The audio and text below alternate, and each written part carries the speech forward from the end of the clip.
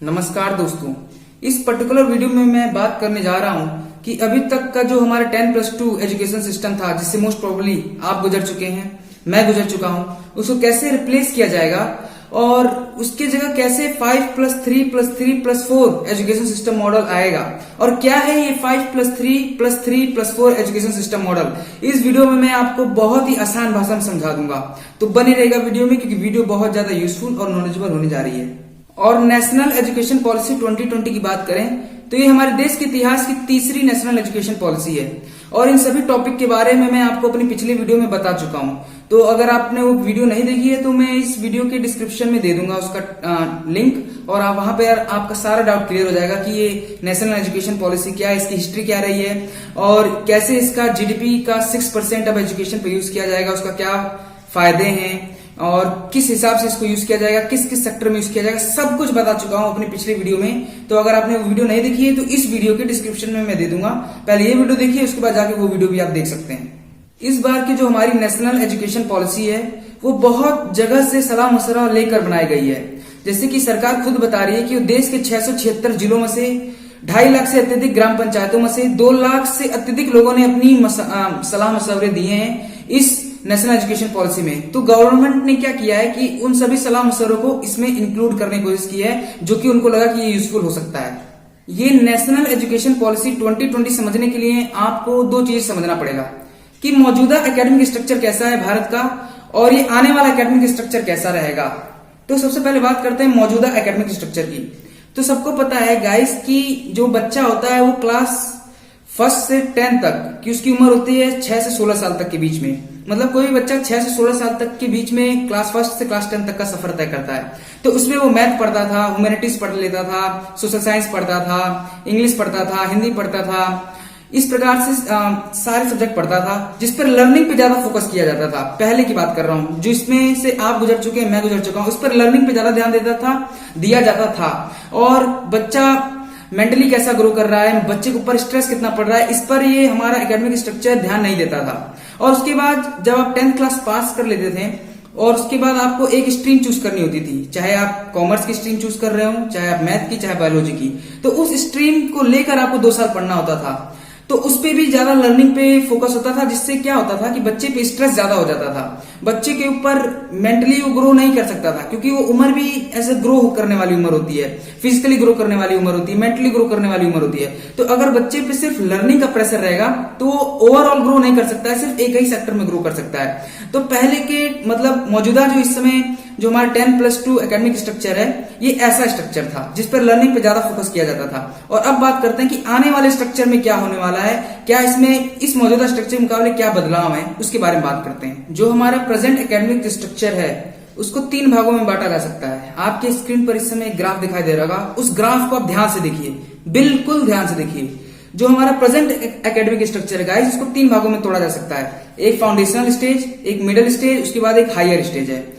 तो foundational stage में nursery, LKG, UKG आता था, उसके बाद मिडिल स्टेज में क्लास 1 to 10 चलते थे हम लोग, उसके बाद एक आता था हायर स्टेज जिसमें क्लास 10+2 पढ़ा जाता था। ये तीनों था। और लेकिन अब क्या होगा, अब जो नया एकेडमिक स्ट्रक्चर है उसमें ध्यान से देखिए, अब ये 3 भागों में नहीं तोड़ा जा सकता है, इसको हम लोगों ने 4 भागों में तोड़ दिया है।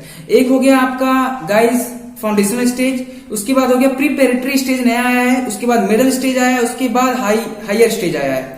तो फाउंडेशनल स्टेज में क्या होगा गाइस, मैं आपको बता देता हूं कि फाउंडेशनल स्टेज में क्या होगा कि बच्चा नर्सरी में पढ़ रहा होगा या फिर प्री स्कूलिंग कर रहा होगा या फिर आंगनबाड़ी में पढ़ रहा होगा। इस प्रकार से बहुत छोटा बच्चा होगा जिसकी उम्र 3 से 5 साल की लमसम होती है।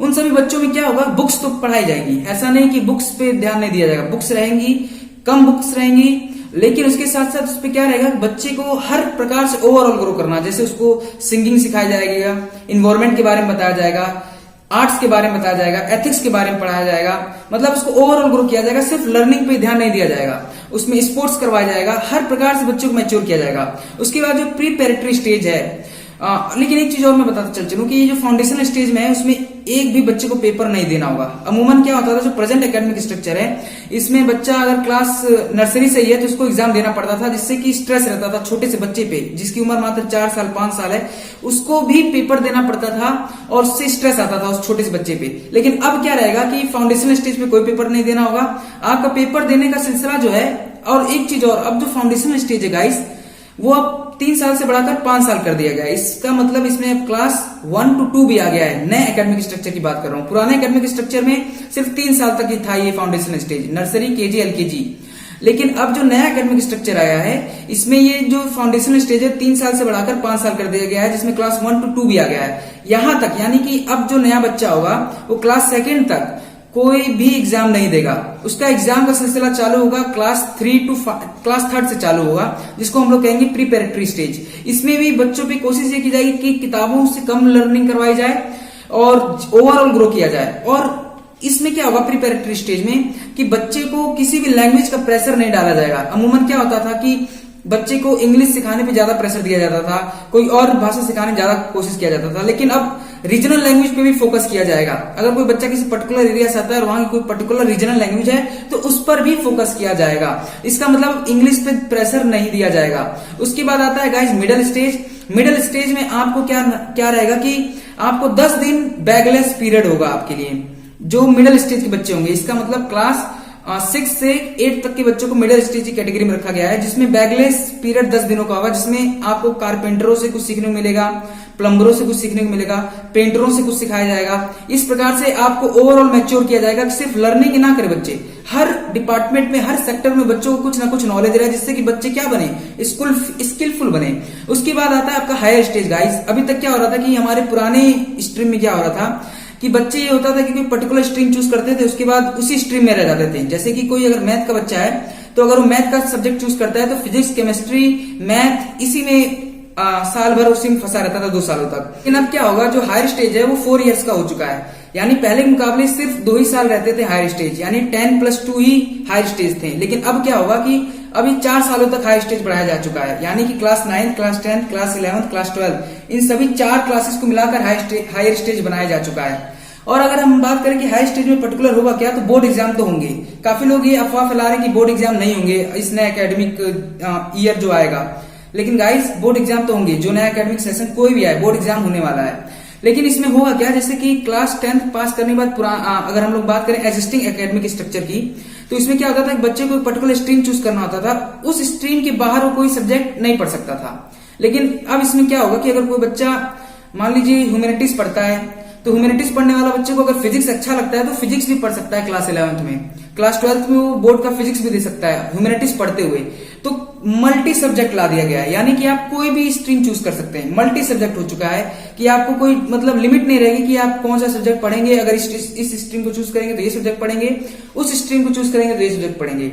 अब ये लिमिट जो है हटा दी गई है, तो ये भी काफी एक अच्छी चीज हुई है गाइज। अब क्लास 9 से 12 तक के बीच में फॉरेन सब्जेक्ट भी इंट्रोड्यूस करे जाएंगे, यानी कि अगर कोई बच्चा स्पेनिश पढ़ना चाहता है तो वो स्पेनिश पढ़ेगा, कोई बच्चा जर्मन पढ़ना चाहता है जर्मन भी पढ़ सकता है, कोई बच्चा फ्रेंच पढ़ना चाहता है तो फ्रेंच भी पढ़ सकता है। यानी कि फॉरेन सब्जेक्ट को भी इंट्रोड्यूस किया गया है, ये भी काफी एक अच्छी चीज है। पर अगर मैं बात करूं कि इस नेशनल एजुकेशन पॉलिसी क्या अगले साल से इम्प्लीमेंट हो जाएगी, तो ये थोड़ा कहना मुश्किल है, क्योंकि इसको इम्प्लीमेंट होते होते 1 से 2 साल लग जाएंगे। और अगर मैं बात करूं इस वीडियो की गाइस, तो अगर आपको ये वीडियो अच्छी लगी हो तो आप इस चैनल को सब्सक्राइब कर सकते हैं और इस वीडियो को लाइक कर सकते हैं। शुक्रिया।